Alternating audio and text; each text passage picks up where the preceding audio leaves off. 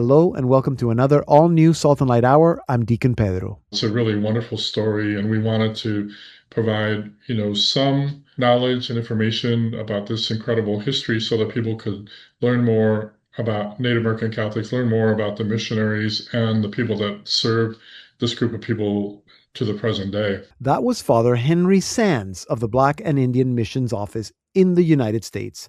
They have just produced a film called Walking the Sacred Path, and so we're going to be speaking with Father Henry Sands about the film and also about the work that his office does in about 5 minutes.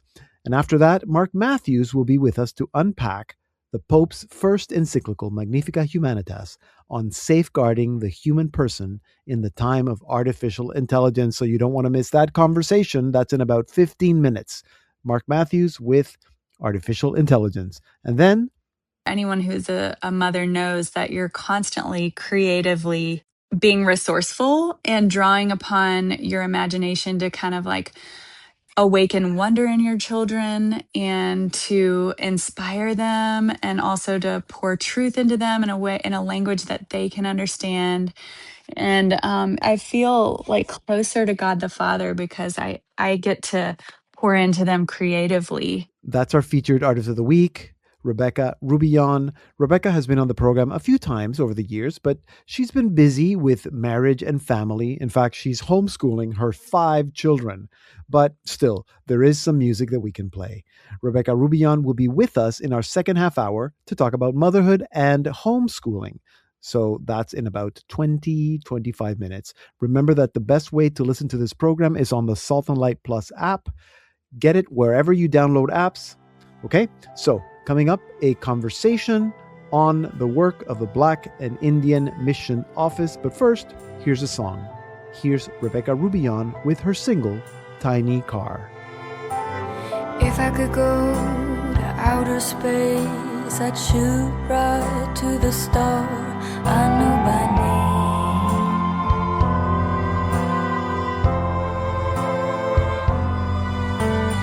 If I had a bottle and a bit of ocean, I'd send out a message with scratch outs except the words I miss and you.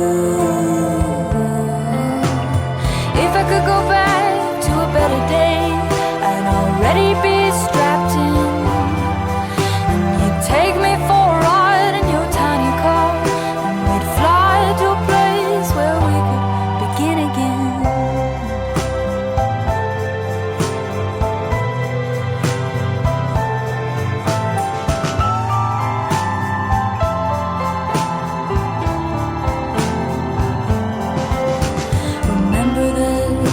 Summer day where we laid in the park on our backs, we were so happy.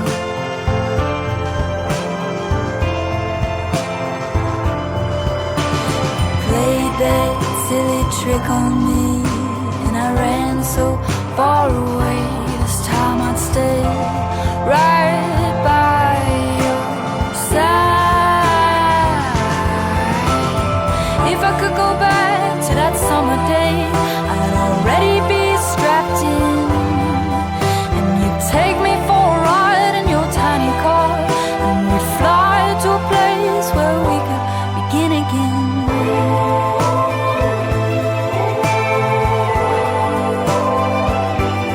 Begin again, just start over.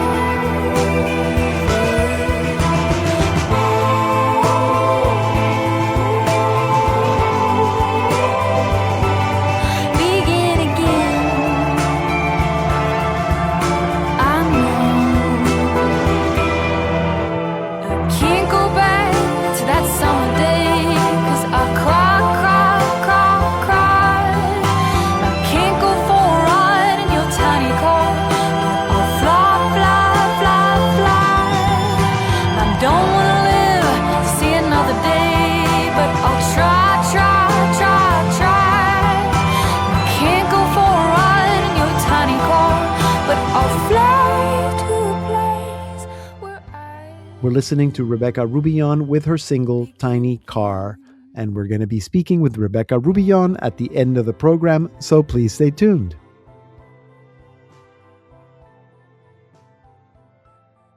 The Catholic Church's relationship with Indigenous peoples in North America is one with a long and complex history, a history of missionary zeal and of painful wounds, but also of a faith that took deep root in many First Nations communities. Today, that story continues in the work at many parishes through the work of missionaries and organizations that are committed to walking together with Indigenous Catholics.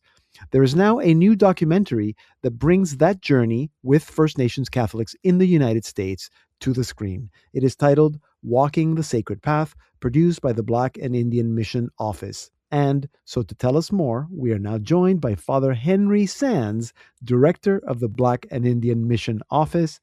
Father Henry, welcome to the Salt and Light Hour. It's good to see you again.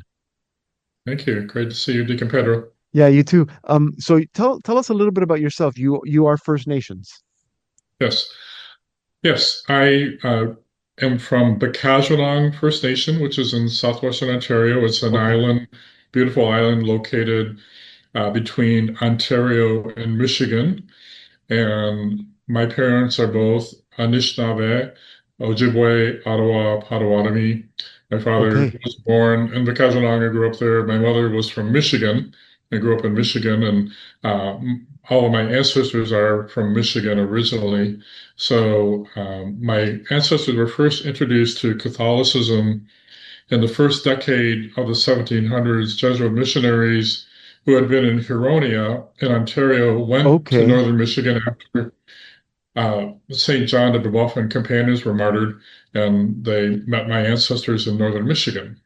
Okay, wow. So you're part of that history. So for 400 years, you can say that your family or your ancestors have been Catholic.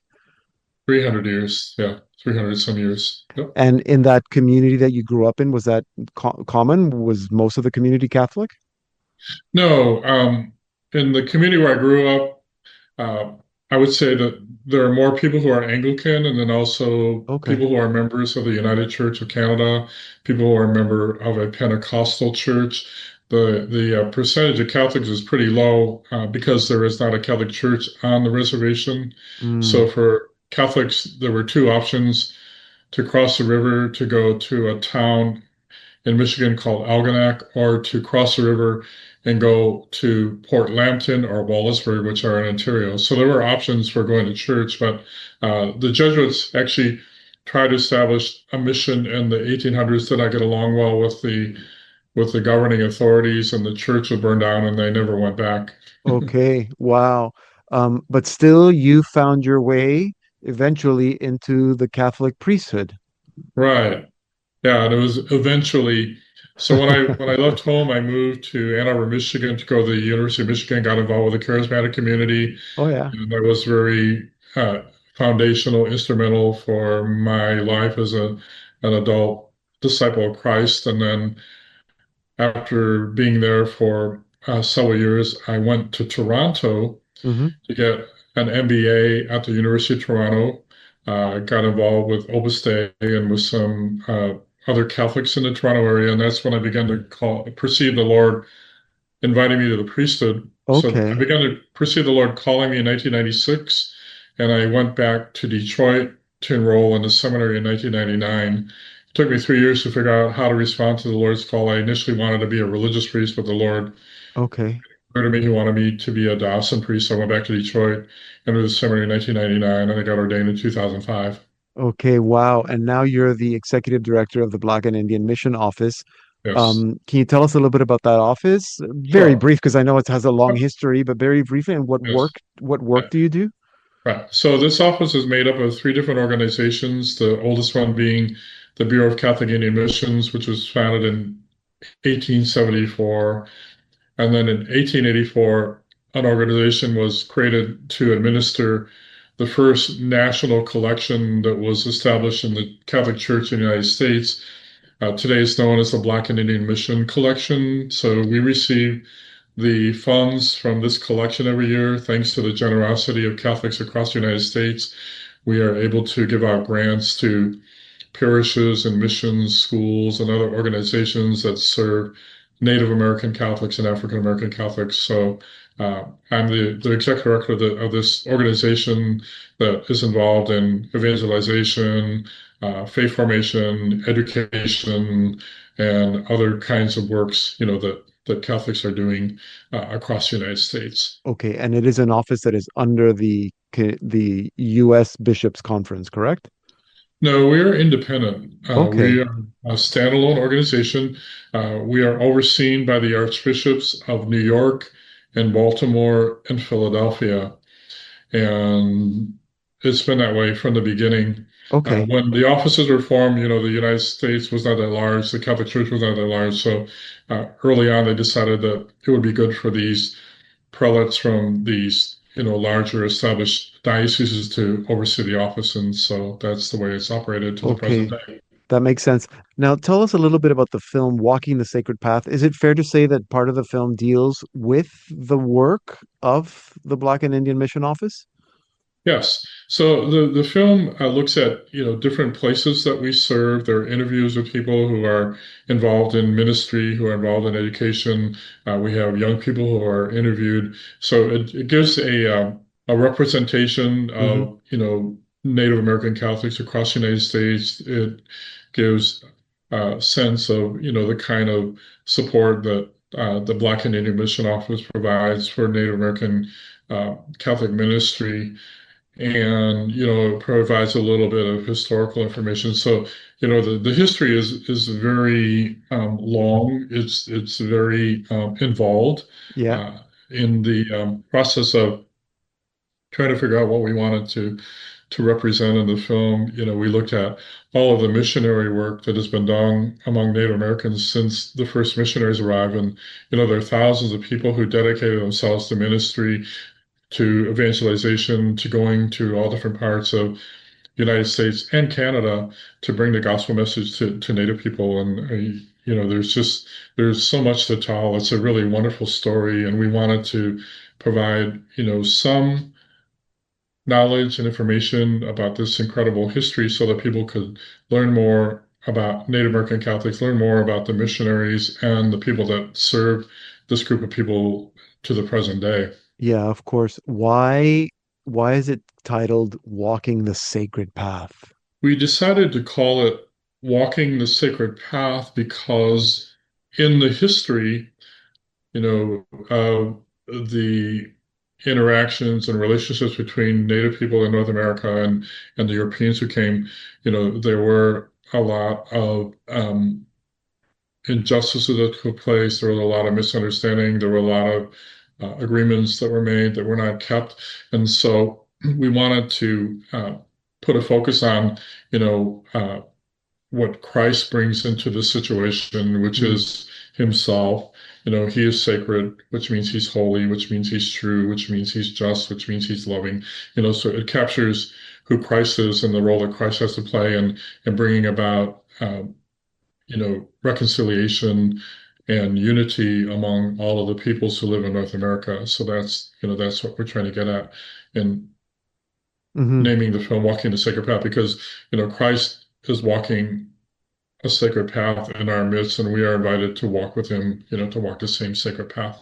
Yeah, I definitely like that title because it does evoke a little bit about our Catholic faith, but at the same time, it also I think it's true to the sacred path that Indigenous people, First Nations people, also walk, even if they're not Christian.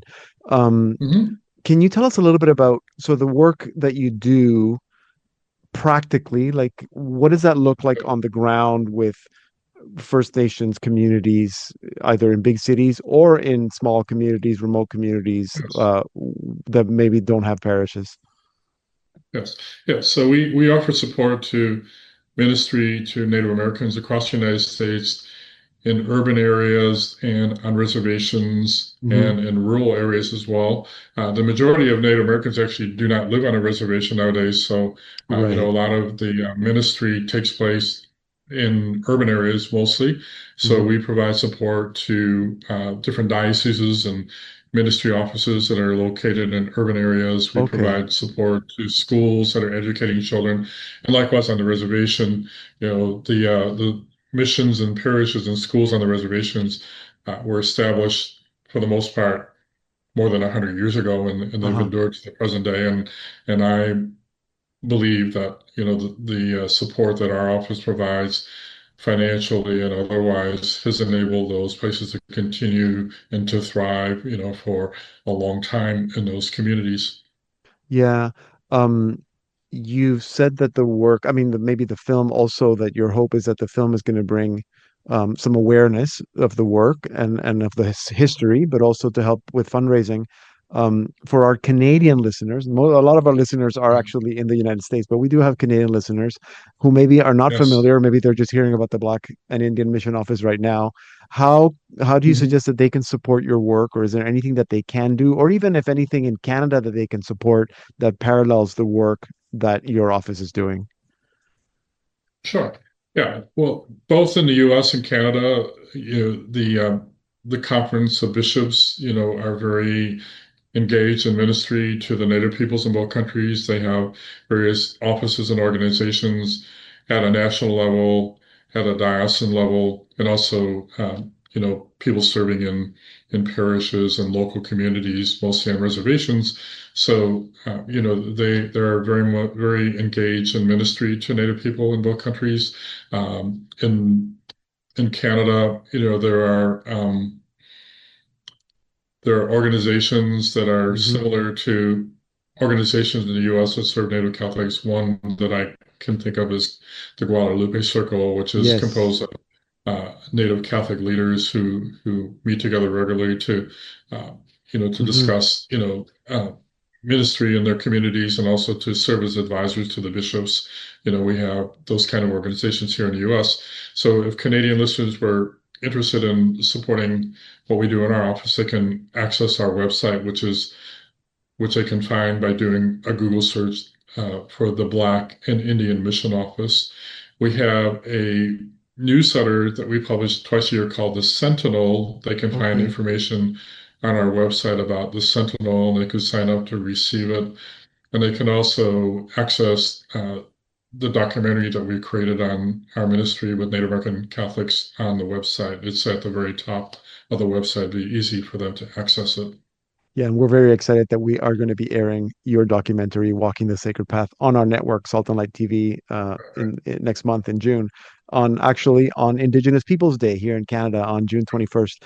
Father Right. Henry, it's so good to have the opportunity to speak with you. So thank you for making the film, and it's good to Well, learn a little bit more about your work. And good luck. I'm sure our paths will cross, our sacred paths will cross again. right. I look Thank you for forward to that. telling us all about your work today. You're welcome. Yeah, blessings to you and blessings to all of your listeners. Father Henry Sands is the executive director of the Black and Indian Mission Office.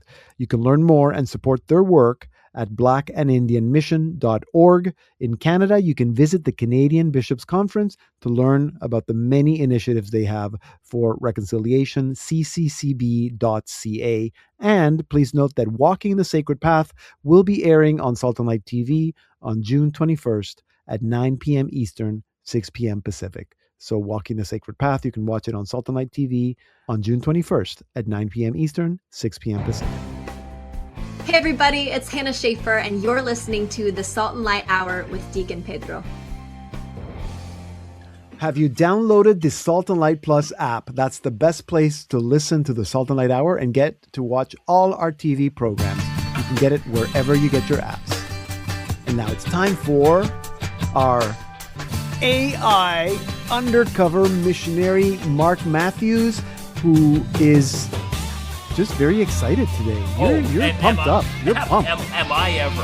I mean, okay, so I kind of used to be, I still am, I guess, the Hollywood undercover missionary, but honestly, I was kind of like, I was already gravitating towards AI many years ago.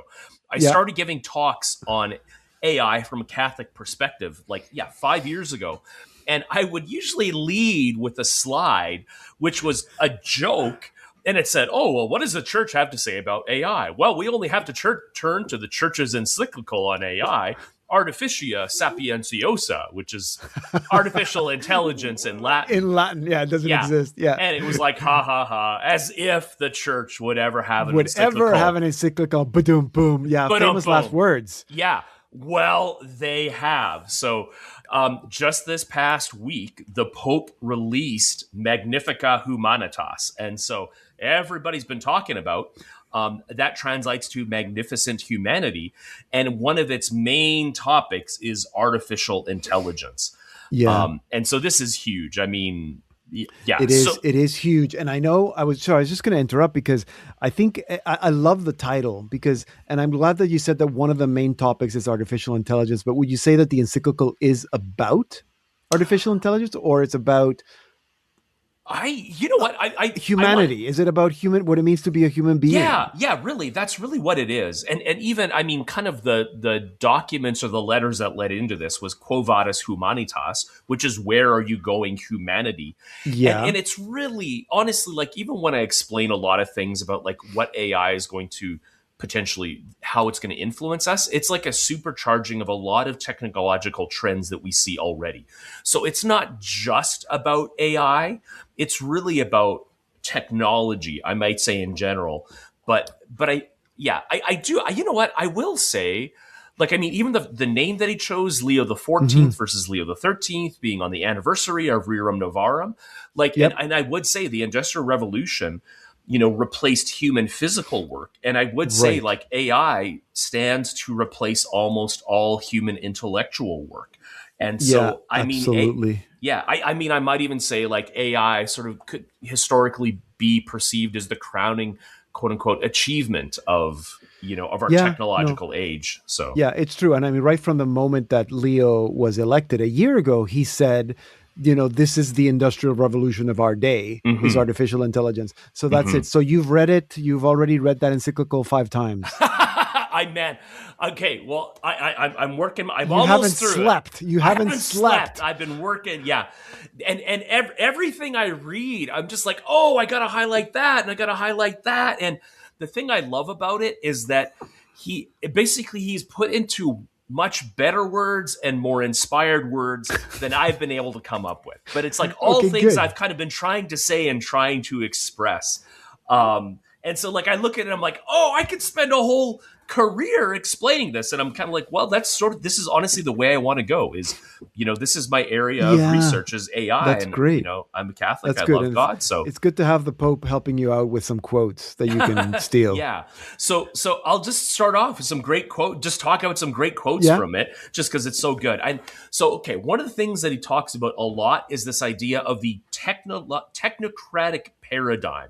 And he defines this as when technology becomes a standard by which everything is judged, reducing human beings to mere cogs in a system driven towards ever greater efficiency. And he's being very clear here. And he even says later, he says, our first task is to neither demonize nor idolize technological tools. So he's not saying that technology in and of itself is not evil. But when we become so fascinated by it that that's the only lens we see it through, well, then it becomes an issue. And, like a story I always like to tell is I lived for a year at a place called Madonna House, which is a lay apostolate of men, women, and priests that live a life of poverty, chastity, and obedience. With no technology. With very, very limited or much lesser technology. Yeah, telephones.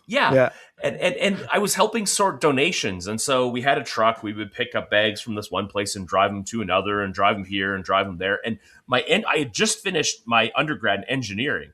And I was just like so annoyed. I was like, this is so inefficient. I'm like, you could have a building. You could have a whole kind of assembly line sort of a thing. And it drove me nuts.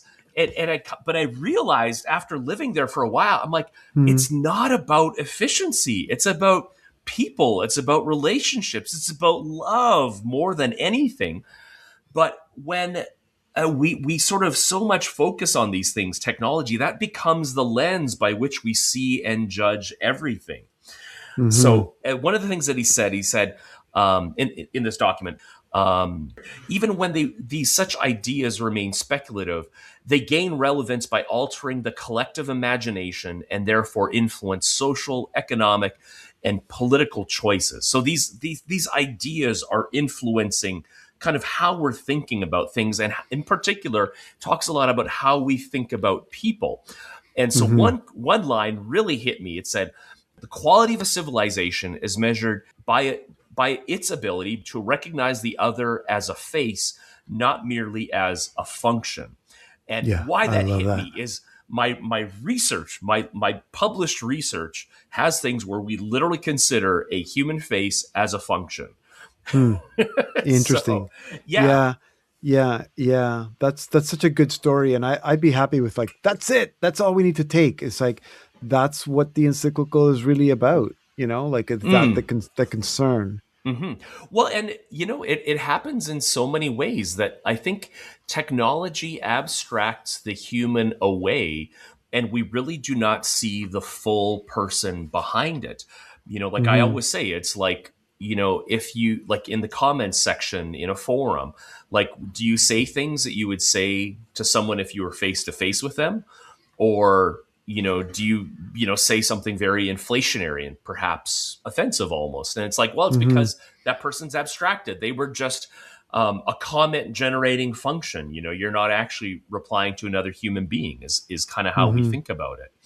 Yeah. So are there any thoughts from the Pope on whether like the thinking, and I guess that thinking that you're talking about, that would kind of either seek to enhance what a human being is or even replace what a human being is? So he has a whole section on this about transhumanism and post-humanism. Okay. And I mean, a lot of these things are kind of like crazy science fiction stuff, right? Like you think of like Star Trek and the Borg, people becoming human cyborgs. But he says that even when such ideas remain largely speculative, they gain relevance by altering the collective imagination and thereby influence social, economic, and political choices.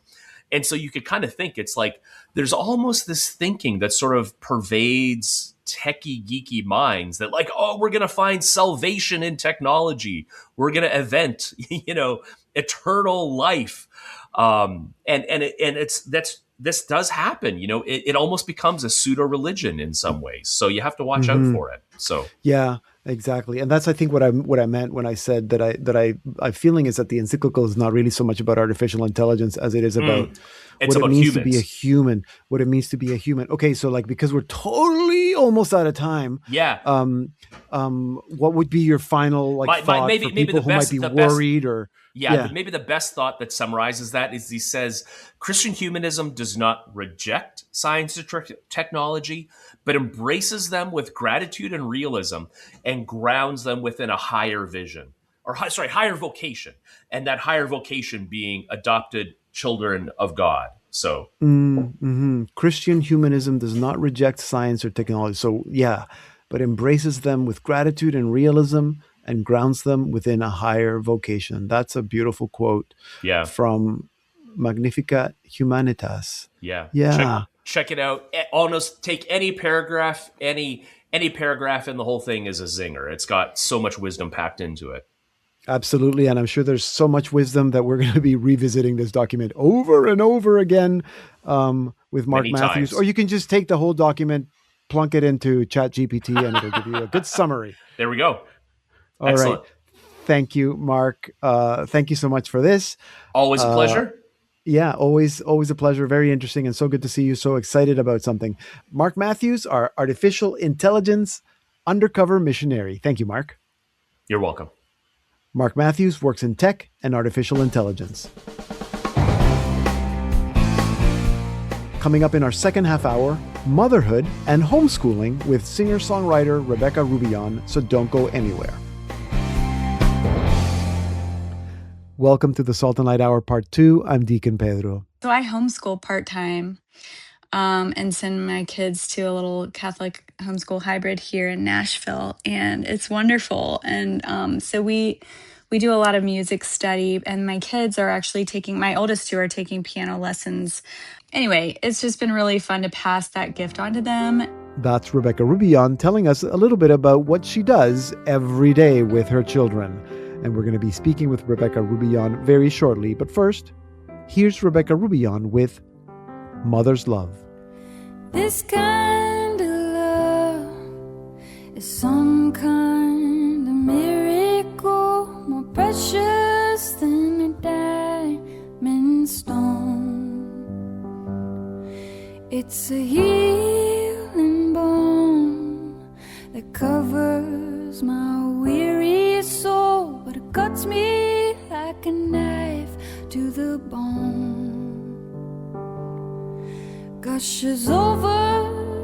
like a fountain, mighty like a mountain, softer than the sunrise tones,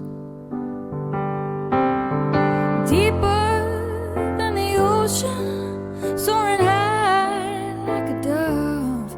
There's nothing like a mother's love. Mary was the mother of a Savior, humble and quiet and kind.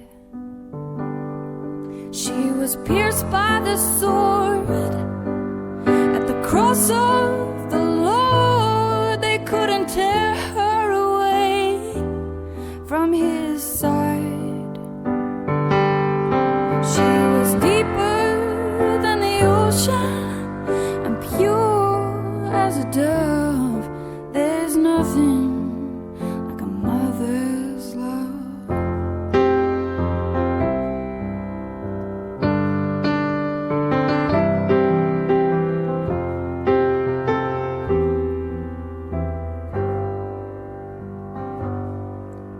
When I was a girl, my mama told me, be brave and be faithful, be strong.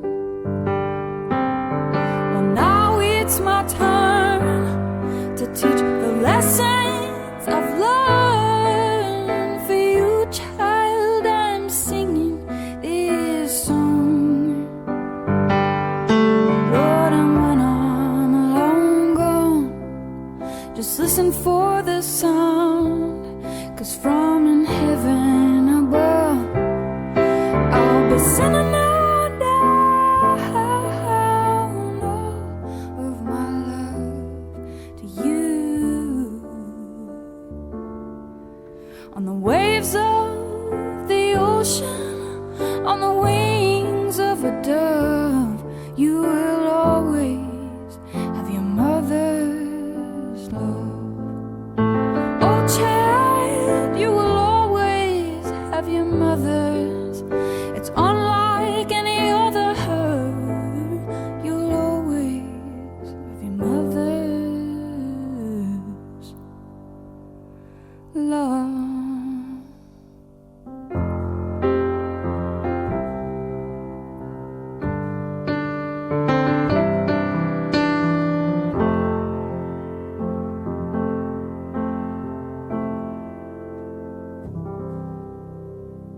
That was Rebecca Roubion with Mother's Love.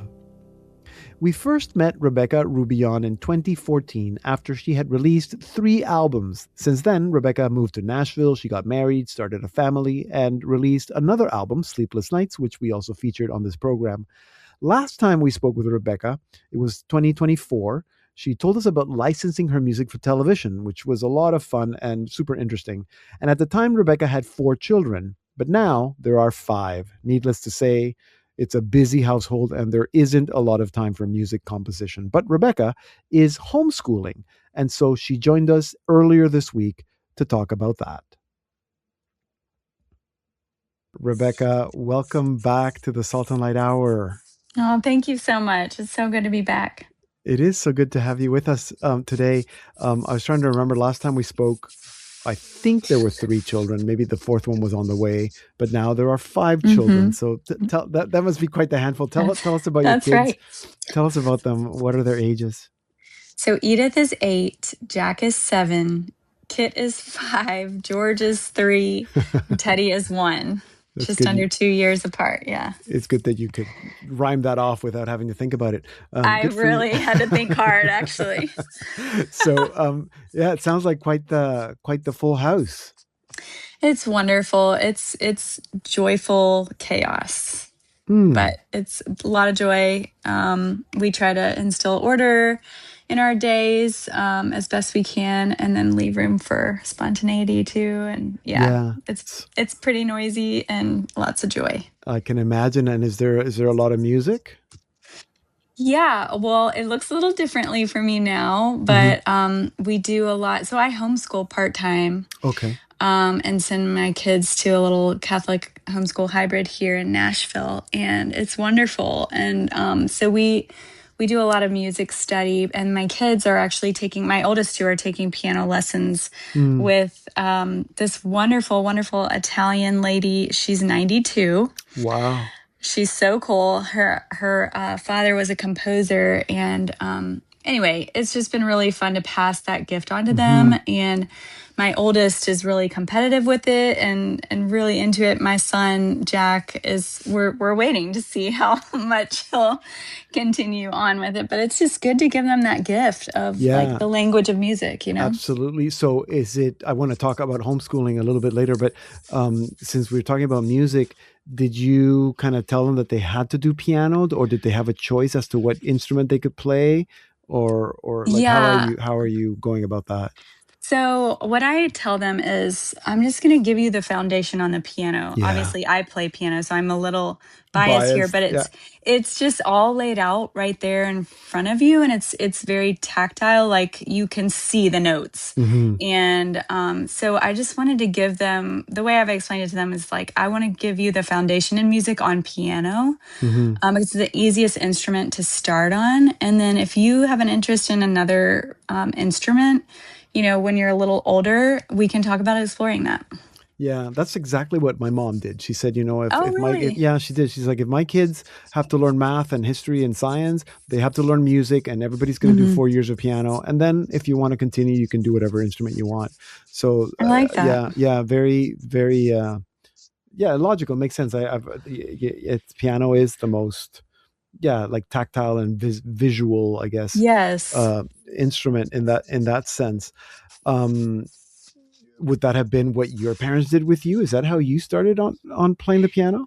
Yeah. So my dad is a bass player and a guitarist, and I need to ask them why they chose piano, because neither of them played. But what was really special is my dad took lessons with us, alongside us. So our recitals, he didn't have to play his own recital piece, but he sometimes did duets with us. That is so cool.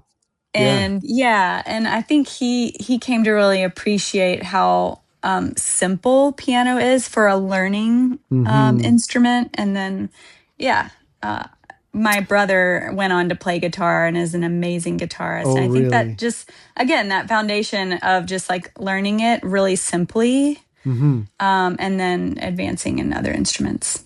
That's so good. So you got your father plays bass, your brother plays guitar, you play the piano, you got 5 kids. So as long as they each pick a different instrument, that's right, you'll have a whole family band. Oh, yeah. And anytime we have a family vacation, we always jam out and like play. How fun. And sing together. And all the weddings, we usually have like a family band moment, and it's great. So the music is there, obviously the piano and the instruments and the singing. Do you have any children that are showing, interest? I'm sure that there's always a lot of noise and a lot of singing, but is there any good singing? My second daughter, Kit, my third born, she is always singing, and like singing at the dinner table, and we have to be like, we love your voice, sweetie, but but my mom said, that's how you were as a young girl. You were always singing. So who knows? She's paying you back for all the suffering you gave your parents at that dinner table. Exactly. Is there a reason why you're not the one teaching them piano, but you chose to send them to, because you're doing some of the homeschooling yourself, correct? But not music. Is there a difference, or why did you make that choice? Oh, I love that question. It's funny. I was always a songwriter, and so as a music student, I was actually, I was good in the sense that I would learn the songs as they were written and everything. But once I learned them, I basically memorized them. I was terrible in theory. And so for me to teach, I know I could do it for the first 1 or 2 years. Right. Like I can get by, but I literally still have to do like the acronym tricks to like find which note it is. Because I'm such a songwriter. I'm like I can do it by feel and by ear and by chords structures, but not theory. Yeah, as interesting. much. But wouldn't you say that that's the same with some other subjects? Like if you have to teach, I mean, presumably, I don't know how good you're at math or at some other, subject, but as a homeschooling parent, you'd also have to kind of brush up on it and figure it out. Or are you relying? That's why the hybrid model also works for you. Well, it's a both and for me. I love learning alongside them. And so actually, when they practice piano every day, I have to sit there with them, at least for the first year. Yeah. And be like, oh yeah, like this is how I could, I don't know how parents who don't play piano help their kid learn, because you have to know what position to start in. That's you have true. to know like at least some.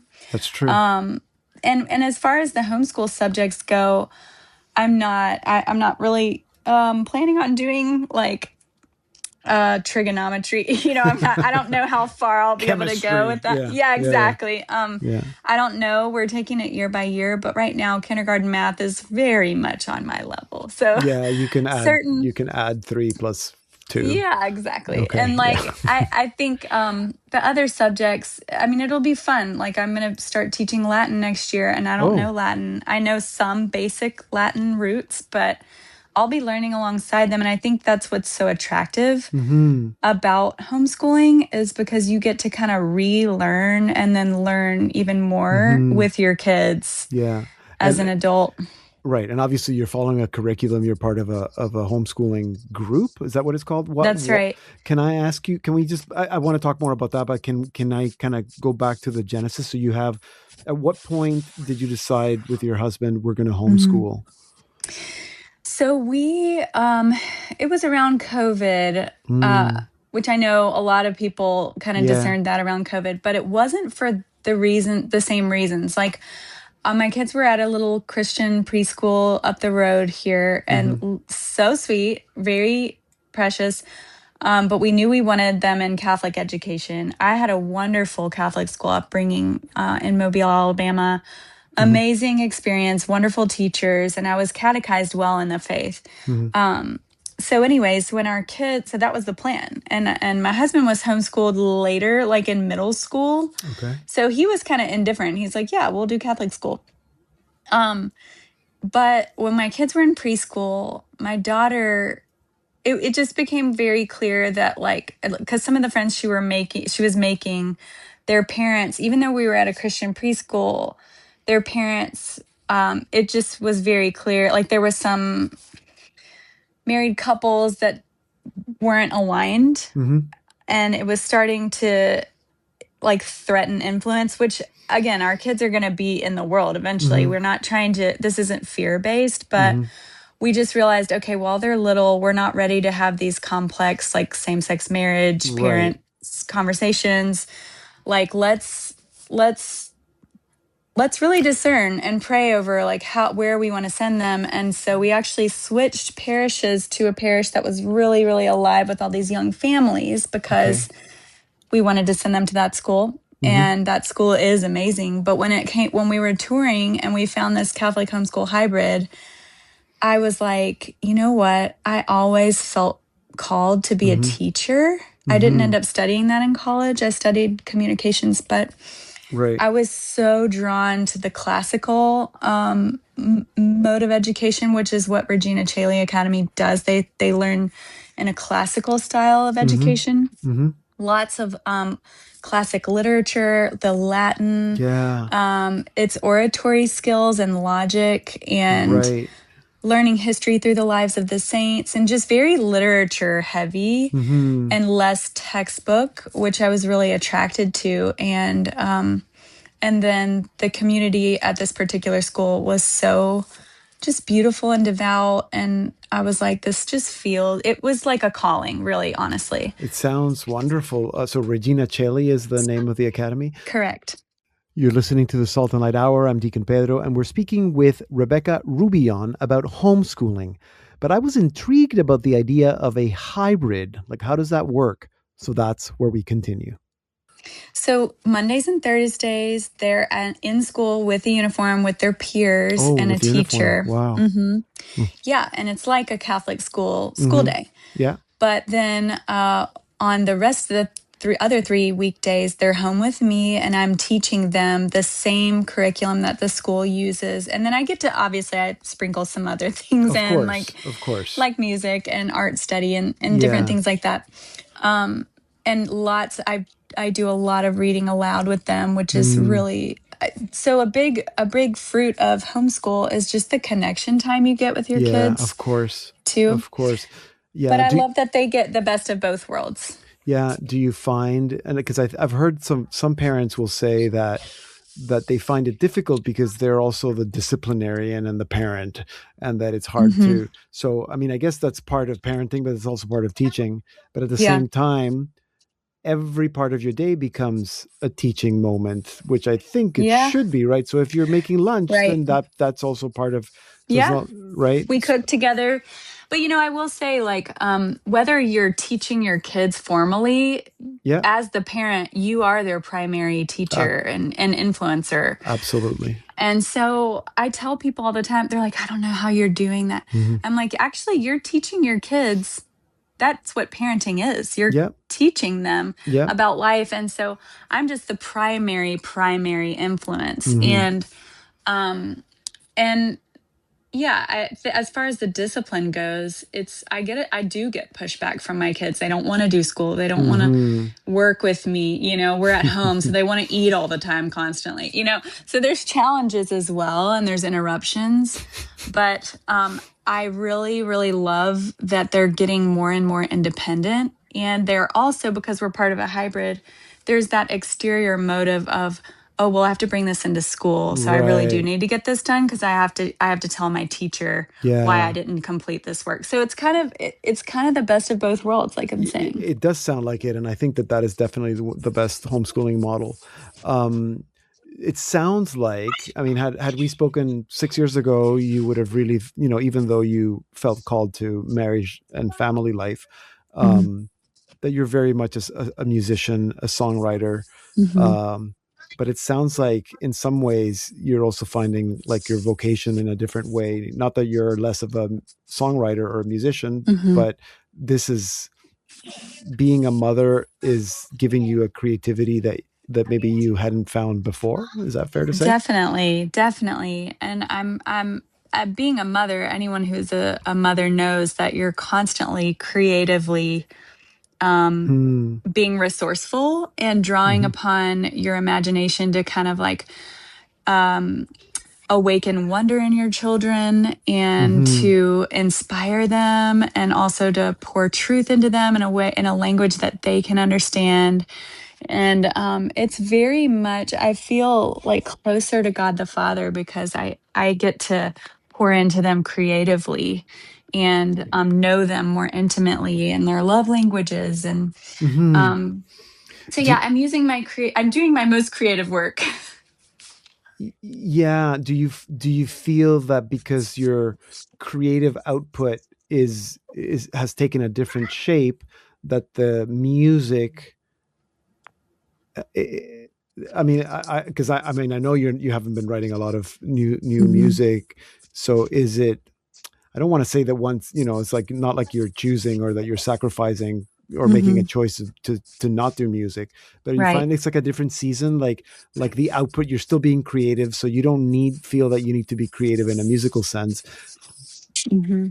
Honestly, because people say, oh, you need to keep doing music. And I'm like, I don't know what God is doing. Well, I do. I know he's, we talked before we went on. I know he's doing like fertilizing, like he's working with the soil of my heart, and my creative gift is still there. My love for music is still there, but I'm not pining over my music career. Like, oh, I wish I could be doing that instead of what I'm doing. I feel so creatively fulfilled with my work in the home.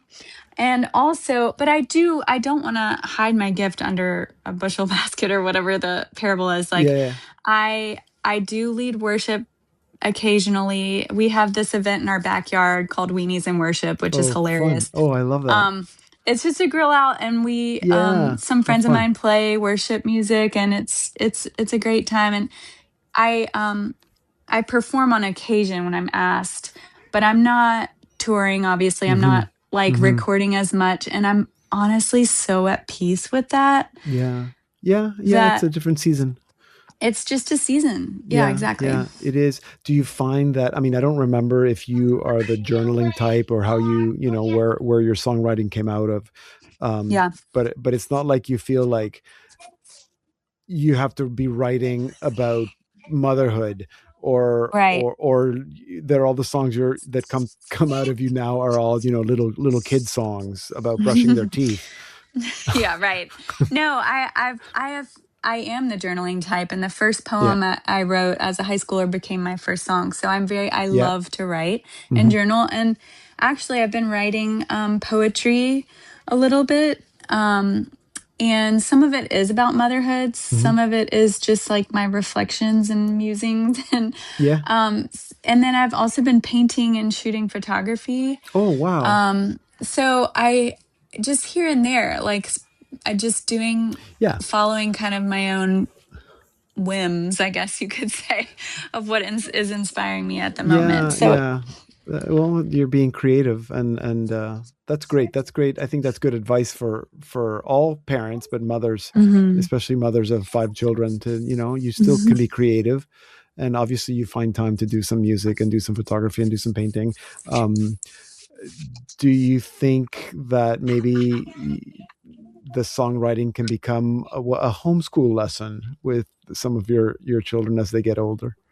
Oh, definitely. I want to teach them kind of how to start from nothing and create, whether it's poetry or creative writing or even songwriting. Yeah. And actually, a group of friends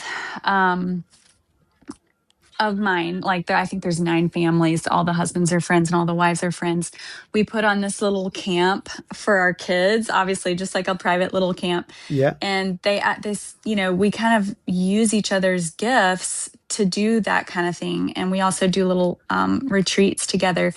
And they said, Rebecca, why don't you work with the young girls and have them perform a song? And then also with the older girls, like coach them in songwriting if they're interested in that. And then, so I definitely think it's something I'll explore with my kids. And now that they're learning an instrument, like I can, you know, they need to be a little older, I think, to get there. But I think, and also playing by ear, you know. Yeah, that's true. That's a good skill. Which is a totally different musical skill that classically trained musicians may not have. So anyway, Rebecca, it's so good to connect with you.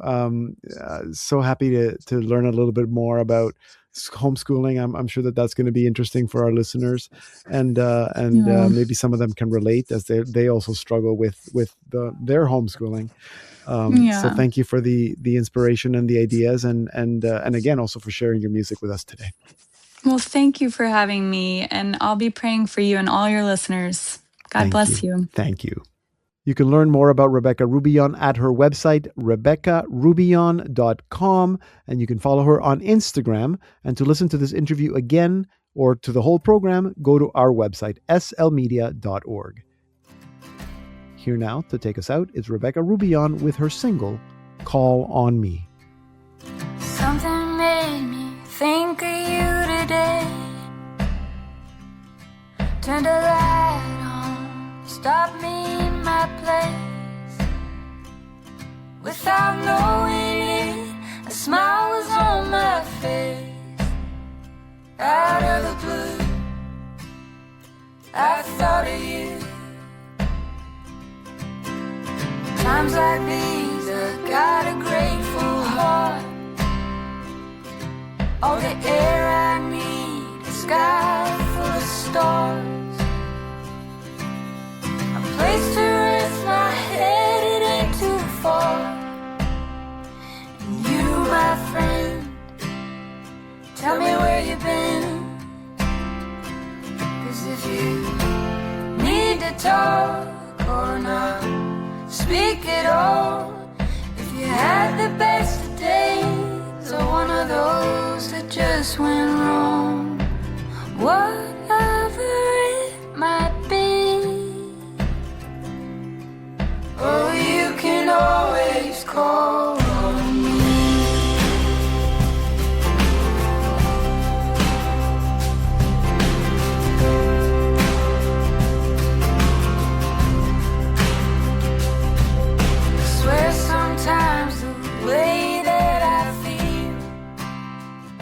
We're listening to Rebecca Roubion with her single Call on Me, and that will take us to the end of the program.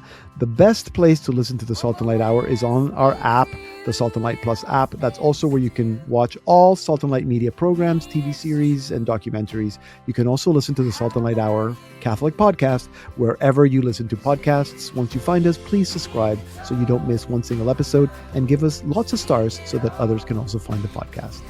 In the coming weeks, we're going to learn about the Eucharistic Revival that's coming to Detroit, and also about the new Avila Catholic app. Yeah, look it up. And we will meet a few new Catholic singer-songwriters, so you don't want to miss our next couple of shows. Today, let's continue to pray. Let's pray for peace, especially in the Middle East and in Ukraine. Let's never stop praying for peace. Let's also pray for our Indigenous brothers and sisters, and for blessings upon all the great reconciliation projects. Let's also pray for all homeschooling parents and children. And let's pray that we stay rooted in Christ, and that we don't let artificial intelligence replace or redefine our concept of what it means to be human. And I also pray for you, my dear listeners. I pray that this program has blessed you. Thank you for hanging out with me this hour. Please pray for me, and don't forget to pray for each other and take care of each other. I'm Deacon Pedro, and this has been the Salt and Light Hour. The rarest gifts are hardest to replace. For me, it's true.